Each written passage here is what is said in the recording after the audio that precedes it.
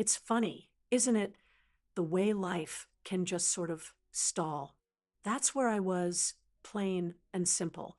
My name is Carol, by the way, and if you'd asked me 6 months ago what my days looked like, I'd have probably sighed and said, predictable, not bad. Mind you, just quiet, too quiet, maybe. The kids are grown and flown, bless their hearts. And Richard, well, it's been 5 years now since he passed. The house, our lovely little house with the big garden, suddenly felt enormous, and the garden itself, oh, the garden was the worst. It used to be our shared joy, Richard's and mine. We'd spend hours out there, him with his vegetables, me with my roses and wildflowers. After he was gone, I tried, I really did, but the weeds seemed to have more fight in them than I did. It got to a point where looking out the kitchen window at the tangled mess just made my chest ache. It was a constant reminder of what I'd lost. And if I'm being honest, a reflection of how I felt inside, overgrown with a sort of quiet despair. That's where young Ethan comes into the story. He's Sharon and Bill's boy from across the street. I've known him since he was a tyke, all knees and elbows, chasing fireflies in their yard. He'd gone off to college, engineering or something smart like that, and I hadn't seen him much in the last few years, just glimpses when he was home for holidays. This year, though, he was back for the whole summer, working some remote internship and helping his folks out. So there I was one Saturday morning in late May, staring at a particularly stubborn patch of thistle that seemed to be actively mocking me. The sun was already beating down, and I swear I'd pulled that same thistle out about 5 times already this season. I was hot, frustrated, and probably looked a sight, with dirt smudged on my cheek and my hair escaping its ponytail. I heard a voice, a polite, "Morning, Mrs. Henderson." I straightened up, a little too quickly for my back's liking, and saw Ethan leaning against his parents' fence, a coffee mug in his hand. He had that same kind, open face he'd always had, though it was a man's face now, not a boy's.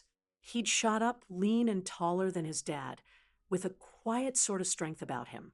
"Oh, Ethan, good morning, dear," I said, trying to sound cheerier than I felt. "Home for a bit?" "Yeah, for the summer," he smiled. "Just, uh, enjoying the quiet before my folks wake up properly and put me to work." He gestured vaguely with his mug. Then his eyes drifted to my garden, and I saw that little flicker of, well, I don't know what it was. Pity, maybe? Concern? He was too polite to say anything directly. Of course.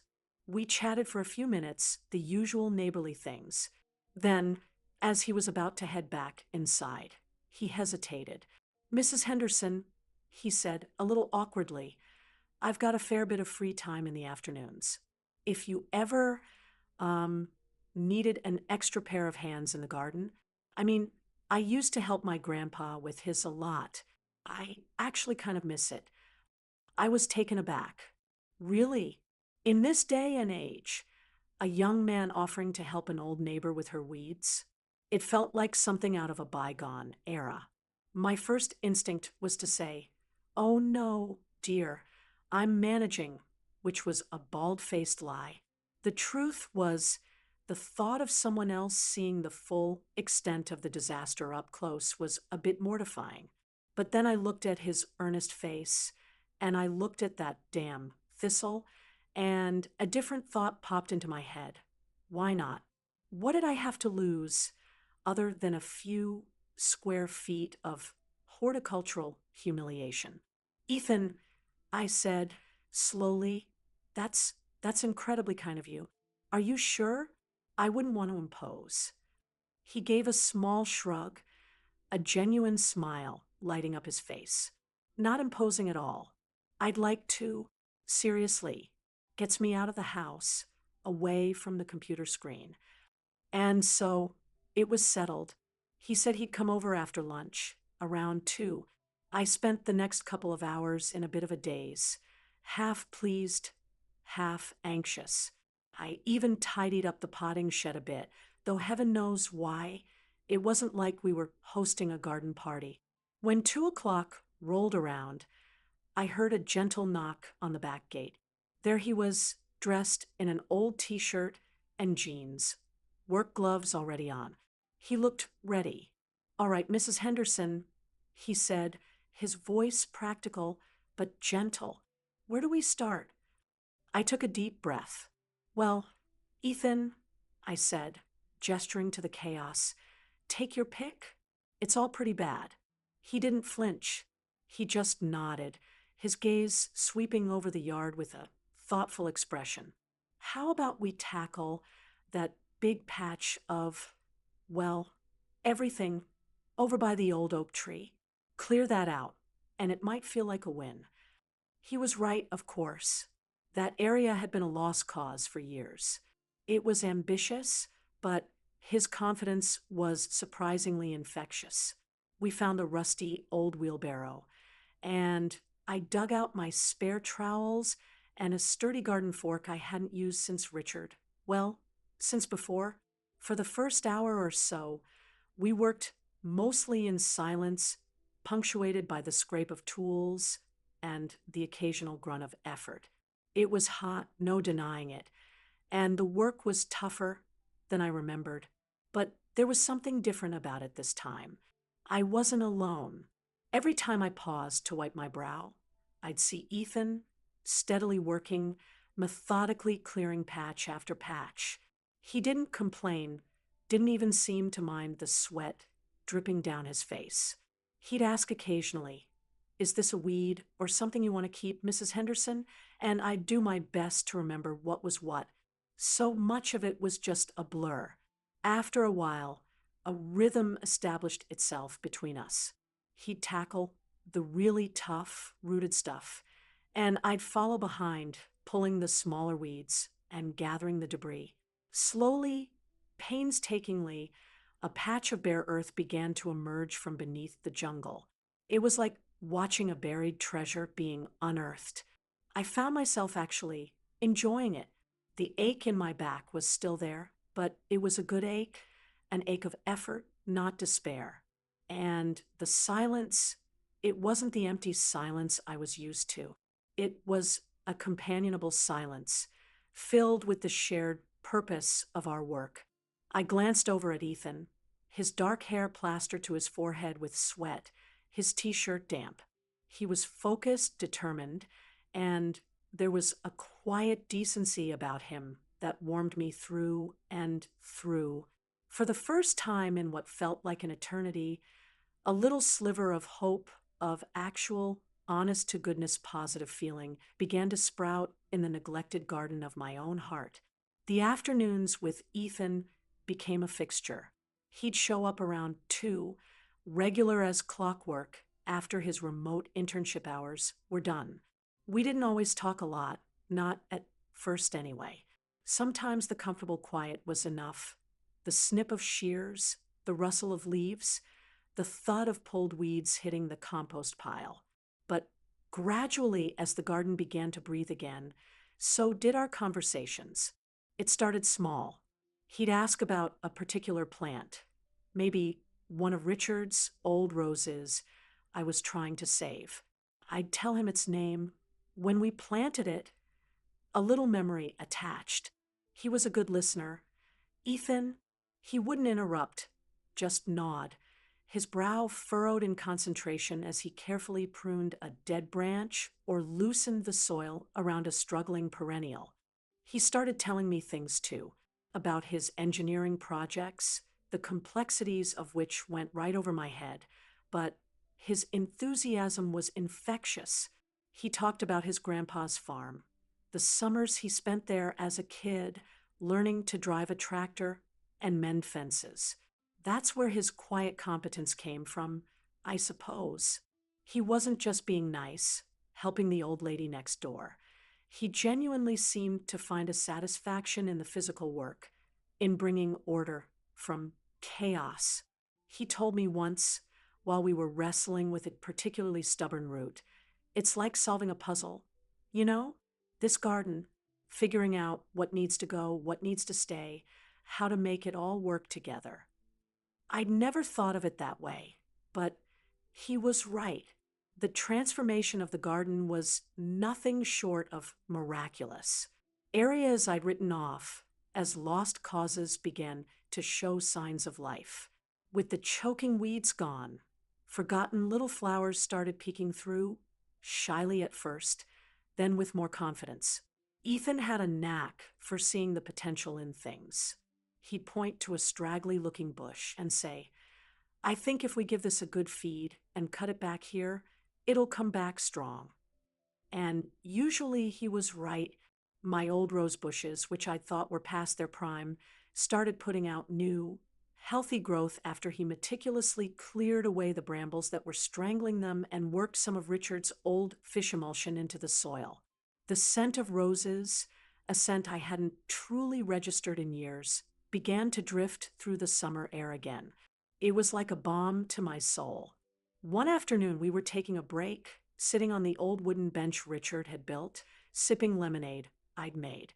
The sun was warm on our faces, and a gentle breeze rustled the leaves of the newly liberated oak tree. You know, Mrs. Henderson, Ethan said, looking out over our handiwork, this garden has really good bones. Richard always said that. I replied, a soft smile playing on my lips. It was easier to talk about Richard with Ethan there. He didn't offer platitudes or awkward condolences. He just listened, accepted. He designed it all, you know, every path, every bed. He had a good eye. Ethan said, it feels peaceful here, even when it was wild. You could feel it. That comment touched me more than he knew. He saw it. He understood. It wasn't just about pulling weeds. It was about uncovering something precious that had been lost. As the weeks went by, our conversations deepened. He'd talk about his future, the uncertainties of it, the pressures he felt. I found myself sharing things too, about my own life, my dreams when I was his age, the joys and sorrows of raising a family, the quiet ache of widowhood. It was never heavy, though. There was a lightness to our talks, an easy give and take. He had a way of asking questions, gentle and curious, that made me want to open up. And in talking to him, in sharing those parts of myself, I felt a part of me waking up. There was a subtle shift happening within me, so gradual I almost didn't notice it at first. The house didn't feel quite so empty anymore. I started looking forward to the afternoons, to the easy companionship, the shared laughter when one of us would nearly trip over a misplaced tool, or when a particularly stubborn weed finally gave way with a satisfying pop. I even started baking again, cookies, mostly things that were easy to share out on the porch during our lemonade breaks. Seeing Ethan's genuine appreciation, the way his eyes would light up, it brought back a simple joy I'd forgotten. The tension I used to carry in my shoulders, a constant, weary ache, began to ease. I was sleeping better. I was smiling more. My daughter, Sarah, called one evening and said, Mom, you sound different, happier. And I realized she was right. This young man, with his quiet kindness and his strong hands, hadn't just helped me reclaim my garden. He was, in his own unassuming way, helping me reclaim a piece of myself. The you won't believe what happened wasn't some dramatic event. It was this quiet, steady blossoming of connection, and, dare I say it, joy. The climax of the summer, or at least what felt like it in the garden, arrived with the peak blooming of Richard's prize climbing rose, the new dawn he'd babied for years. It had been a sad, leggy thing, barely clinging to the trellis when Ethan and I first surveyed the scene. We pruned it hard, fed it, and retrained its thorny canes with patient care. Now, it was a cascade of pale pink, fragrant blossoms tumbling over the old wooden structure with an almost defiant exuberance. It was breathtaking. Ethan and I stood before it one late afternoon, the sun beginning to dip, casting a golden glow over everything. The air was thick with the sweet, spicy scent of the roses. Wow, Ethan said, his voice quiet with something like awe. We actually did that. Asterisk, you asterisk, did that. Mostly, Ethan, I corrected gently. You had the vision for it. He shook his head. No, it was a team effort, Mrs. Henderson. You remembered where it needed the most help, what it liked. He looked at me, then, a genuine, warm smile on his face. It's beautiful. Your husband would be proud. Tears pricked my eyes. And for once, they weren't tears of sorrow, but of a deep, resonant gratitude. Yes, I managed, my voice a little thick. Yes, he would. In that moment, standing there with the scent of roses all around us, a profound sense of peace settled over me. It wasn't just about the rose or even the reclaimed garden. It was about connection. This young man, who had started as just the neighbor's son, had become a friend, a confidant, a partner in this small, significant restoration. He had brought light and energy not just to my neglected yard, but to my somewhat neglected life. The work was far from over. Gardens are never truly finished, are they? But something fundamental had shifted. The despair that had clouded my days had lifted, replaced by a quiet hum of contentment and a renewed appreciation for the simple beauty of growth, both in the earth and in the human heart. It was a gift, this unexpected friendship, more precious than any flower in the garden. As August began to wane, so too did the long summer days. There was a different quality to the light, a softer gold, and the evenings carried the first subtle hint of autumn's approach. Ethan's internship was winding down, and the talk of him returning to college, which had seemed so distant back in May, now felt very near.